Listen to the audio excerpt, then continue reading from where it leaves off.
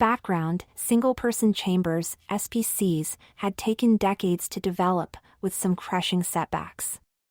But all the bugs were worked out by mid-century and humans could be transferred from one location to another instantaneously. The technology achieved instant popularity, despite its 0.03% failure rate, which was far lower than that of any other transportation means of the time.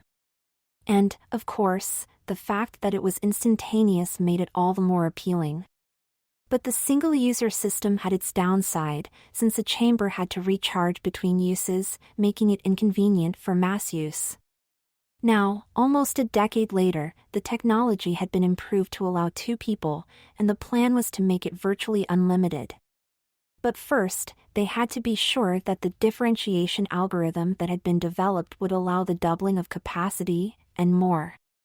It was an unusual breach of protocol for anyone to enter the office of the corporate director of operations without first being announced by his secretary or at least knocking. "We've been given the go-ahead to begin human testing," announced the interloper. "Calm down, Dr. Vellenor, I already know," replied Dr. Varley Transom. "How soon will the system be ready for the volunteers?" "We already have the first pair briefed and ready." "Would tomorrow morning be too soon?" The good doctor's lower lip was trembling with excitement. He had spent many long hours and sleepless nights in anticipation of this breakthrough. The first couple are in fact married couple who work on the project. So they are sufficiently technically skilled to provide useful feedback on their experiences related to the process? Absolutely. Adam Smith is a field theory mathematician who worked on the spatial transfer interfaces. His spouse, Arlene Jones, was the lead technician on the team that designed the pod environmentals. Excellent. Please inform me of the testing schedule so that I can have my schedule arranged appropriately. Do you plan to oversee the operations personally?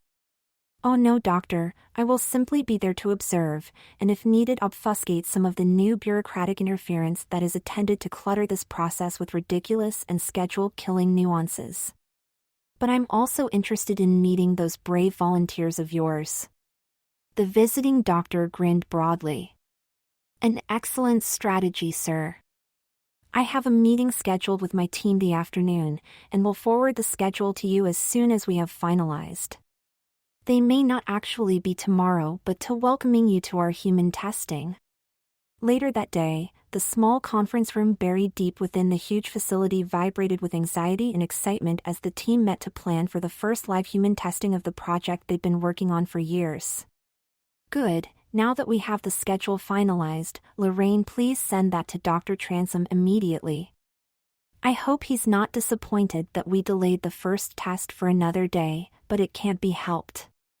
We have to get those transoms recalibrated, and I want a full 24/7 effort on that, understood Malcolm? Absolutely, replied the bespectacled technical chief. Nodding, Dr. Vellenor continued. So now for the last item, apparel. What should the subject be allowed to wear, if anything? I favor nothing. We need to observe any anomalies and clothing will interfere with that. Noted, Marcus, but your fixation on nudity is already well established. There was a general snicker around the table, everyone recalling an incident in the lab involving the handsome team member and a pretty young apprentice who later pleaded that she'd somehow lost her blouse and panties. It wasn't one of the otherwise smug misogynist Marcus Jensen's more treasured memories. Besides, Dr. Vellenor added, our test subjects are a married couple and may not agree to that. However, the argument is valid, so I suggest we have them wear either bathing suits or their normal underwear. There was a general consensual nod, even by Mr. Jensen.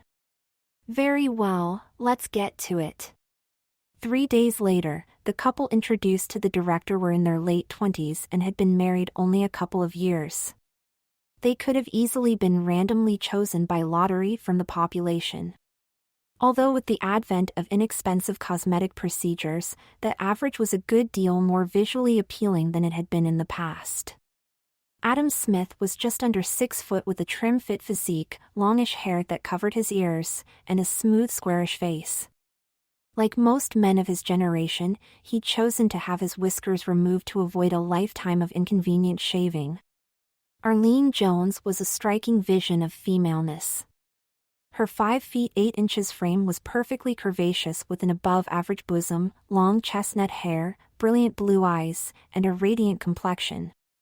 "It's an honor, sir," Oliver mewed respectfully as they all shook hands in the old-fashioned greeting that still held considerable respect in the high reaches of corporate domains. "Likewise," replied the CDO. "I respect your willingness to be the first test subjects for our new multi-transfer system. And I salute your bravery." There was a slight pinkish blush in Olivia's alabaster cheeks. "Oh, sir, there's really no bravery involved. We've been working on components of this project ourselves, and we have good reason to believe there's no risk. The single-person chambers have been so successful and revolutionized human transportation throughout the world. We see little or no risk, and honored to be the first through the MTS." Yes," was the neutral response. Dr. Vellenor interrupted the awkward silence. "Sorry, sir, but we must get our subjects into position."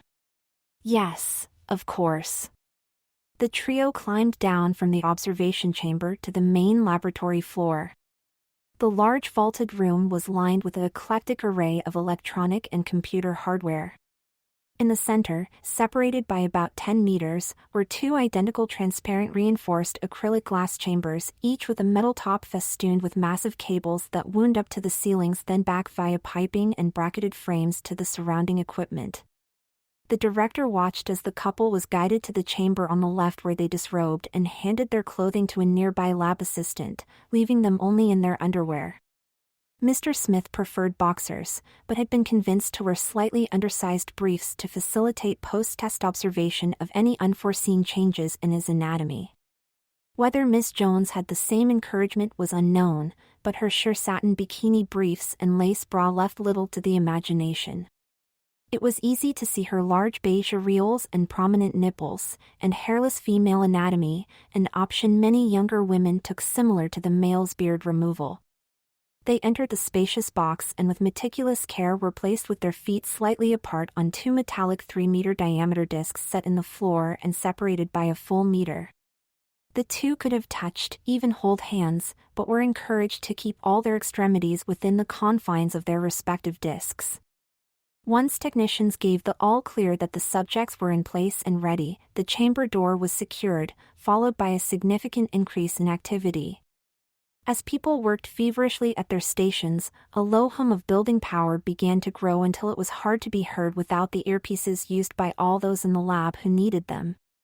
"Begin the countdown at 5 minutes, came Dr. Vellenor's command over the intercom from his position at the central console directly beneath the director's observation platform. A large digital counter behind the chambers displayed the painfully slow second-by-second regression as a whirlwind of activity continued throughout the chamber. Meanwhile, the subjects stood patiently, almost motionless except for an occasional furtively shared glance and smile of mutual encouragement. At the 2-minute mark, Dr. Vellenor commanded, "All stations, report status." The sequence was already established and none of the responses could be heard, only the his staccato replies of check, check, check, until he proclaimed, "Very well, proceed with the test." The clock was down to 43 seconds. "Engage antibacterial," came the command at 37 seconds.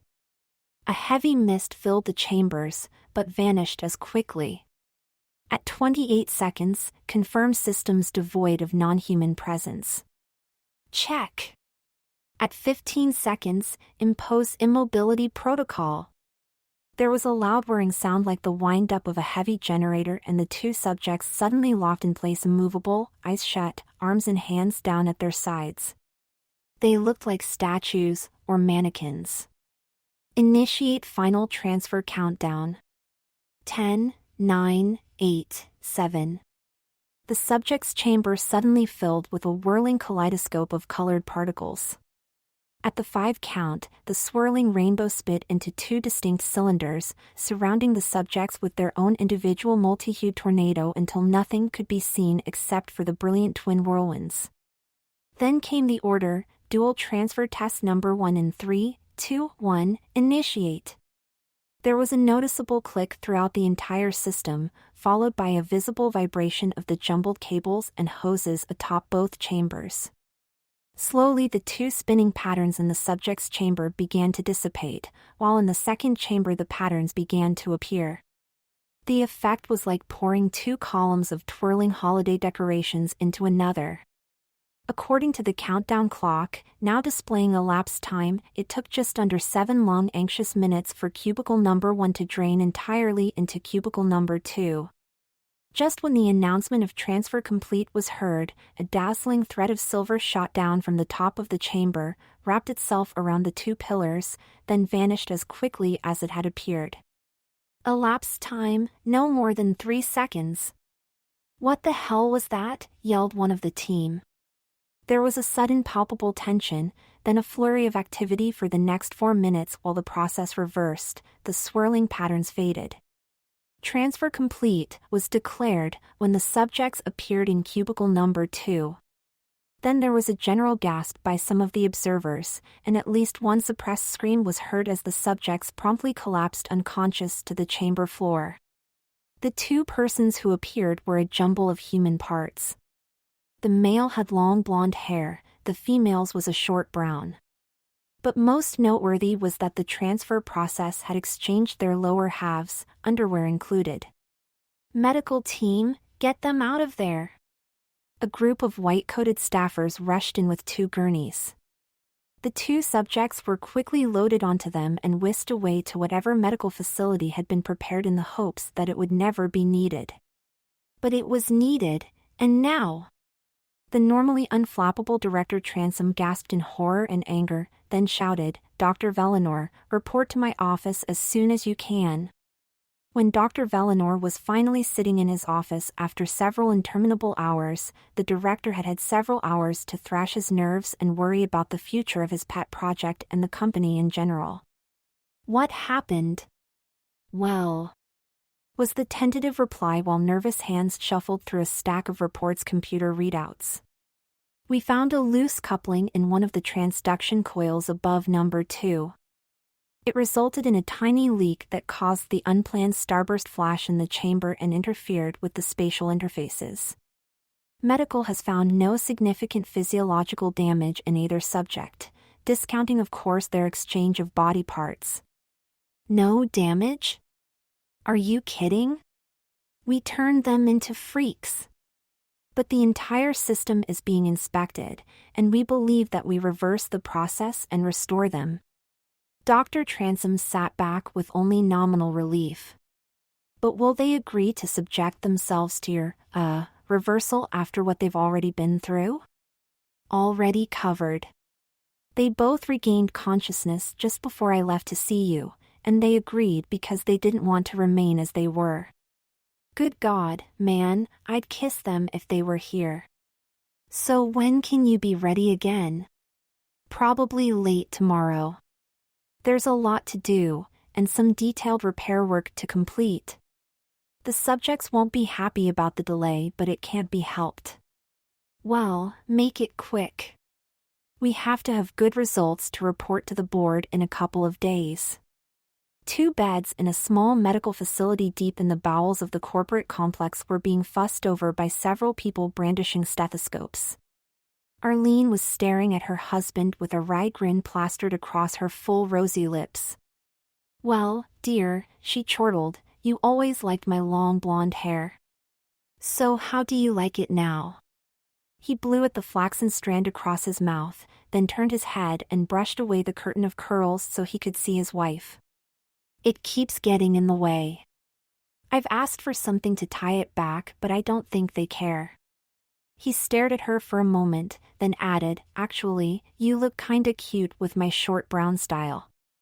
You could actually pull it off, but this." He filled his fist with a weight of pale curls, "Just isn't me at all." "True," she laughed, "but what about those girly parts?" Now that's something you always enjoyed about me, my love. Yeah, but I never wanted them for myself. And it's kinda uncomfortable down there, kinda squishy. She curled her lip. That's a gross overreaction. I'm not complaining about all this clutter between my thighs or these horribly hairy legs. Yeah, well, I guess we're both up the proverbial creek if they can't our parts put back together correctly.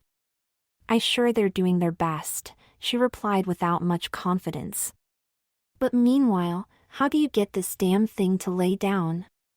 His laughter was so deep and loud that it brought the medics rushing to see what was wrong. Day 2 and the couple was back in cubicle number 2. Repairs have been made, Dr. Velinor explained to them, but we need to reverse the process so the system can duplicate and correct the anomaly and restore your physical profiles. This is so damn awkward, Mr. Smith groaned when the door was sealed. Yeah, was her reply, all that hair down there is itchy. Both smirked uncomfortably while those who noticed their expressions wondered why. Finally, the countdown started and the process was reversed. On the same markers, everything was meticulously duplicated until the couple began to reappear back in their original location. Unfortunately, the silver vein also flashed just as quickly as before.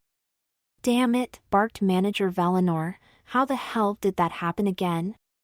Then he watched with anxious trepidation as the test couple materialized, and initially seemed to have been restored. And even more gasps of shock were heard when they reappeared.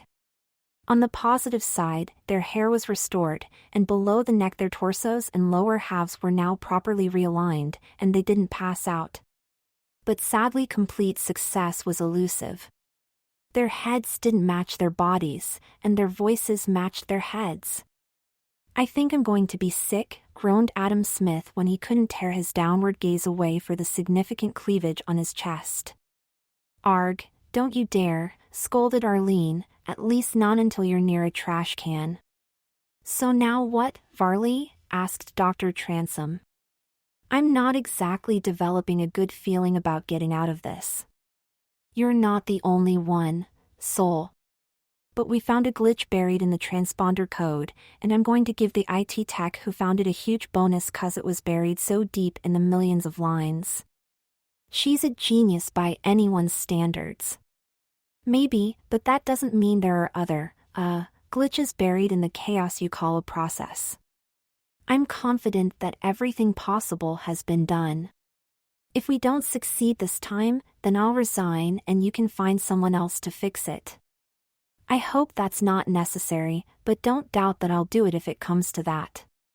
Understood. Now, as before, the Smiths have agreed to one more test tomorrow.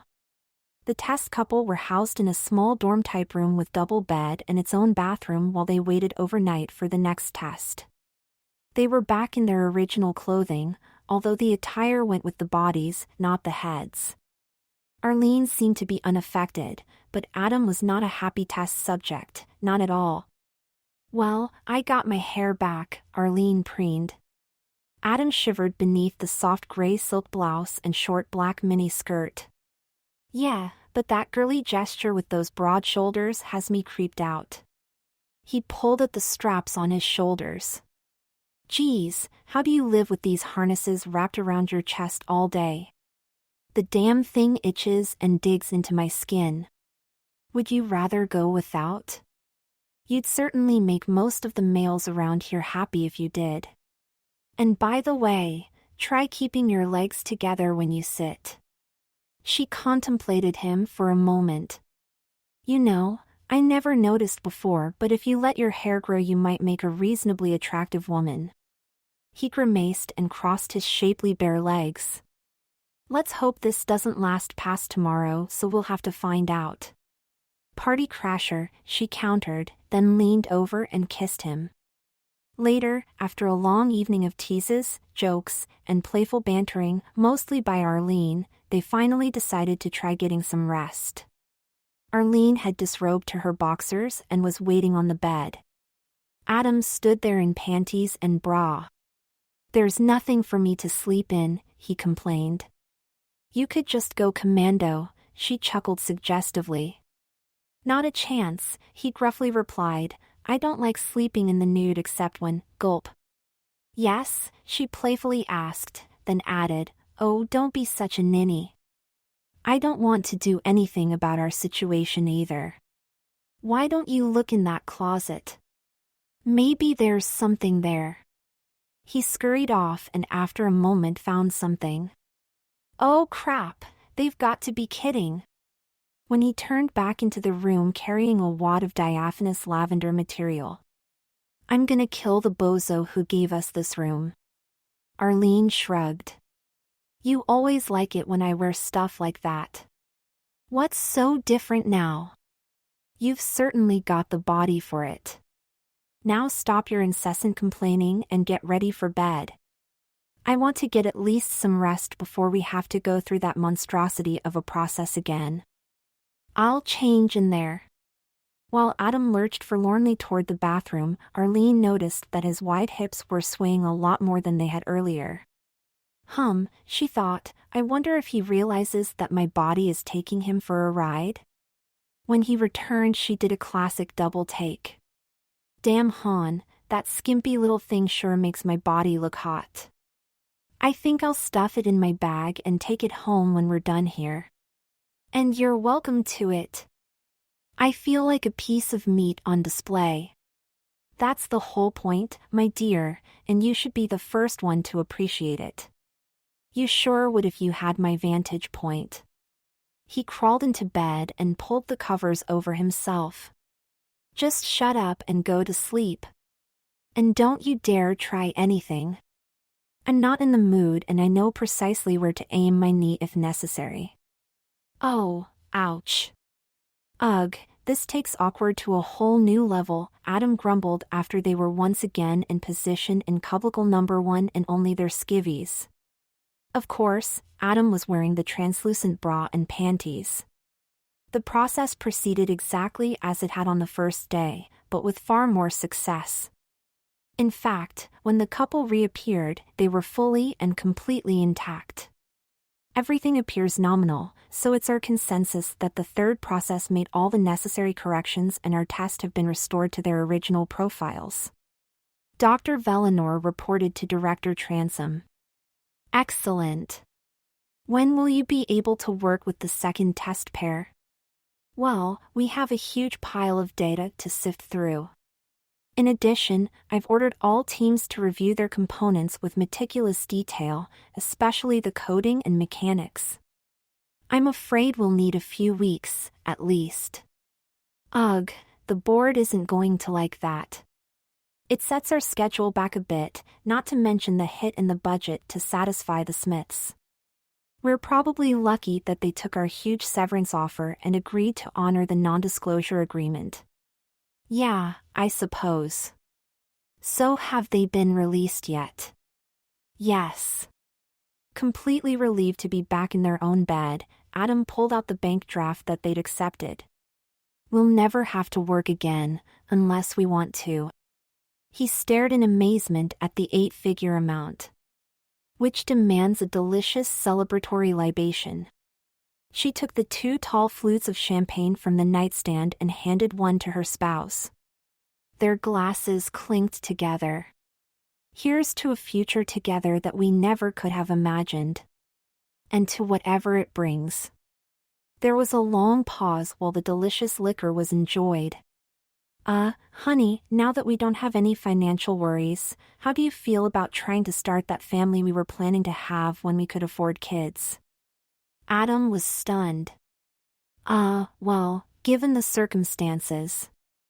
Come on, you were the one who wanted to start anyway and I convinced you that we were too young. She pulled him down into a long, passionate kiss. Tongues wrestled, the notorious lavender nightie was discarded, along with the matching panties and a pair of boxers. Fingers caressed the contour of a generous breast, a mouth engulfed a turgid nipple, and a delicate feminine hand grasped her partner's manhood. Adam pushed aside blonde waves and stared down at the handsome man pleasuring her bosom. There was a delicious triangle of pleasure between breasts and groin. It felt only natural that her hand should guide Arlene's turgid member into her. "I think you should call me Arlene now," she purred. "I'm going to like being Adam, my love," he declared, then went completely silent for a very long time.